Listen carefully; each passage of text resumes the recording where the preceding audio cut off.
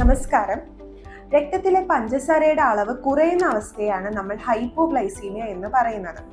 Diabetes ഉള്ള ഒരു വ്യക്തിക്ക് അവരുടെ രക്തത്തിലെ പഞ്ചസാരയുടെ അളവ് 70 mg/dL താഴെയാകുമ്പോഴാണ് ഹൈപ്പോഗ്ലൈസീമിയ സംഭവിക്കുന്നത്. ഇതിന്റെ ലക്ഷണങ്ങൾ എന്തൊക്കെയാണ്? അമിതമായിട്ടുള്ള വേർപ്പ്, കൈകാൽ വിറയൽ, അതുപോലെ തന്നെ നാക്കുണങ്ങുന്ന ഒരു ഫീലിംഗ്, വല്ലാതെ നെഞ്ചിടിപ്പ് കൂടുക, ഒരുപാട് വിശപ്പ് തോന്നുക, ഇതൊക്കെയാണ് കോമൺ ആയിട്ട് കാണുന്ന ലക്ഷണങ്ങൾ. ചിലപ്പോൾ ഇത് കൂടിക്കഴിഞ്ഞാൽ, ഹൈപ്പോഗ്ലൈസീമിയ വളരെ ഷുഗർ ഡൗൺ ആയി കഴിഞ്ഞാൽ ആൾക്കാർക്ക് ബോധക്കേട് വരെ സംഭവിക്കാനായി സാധ്യതയുണ്ട്.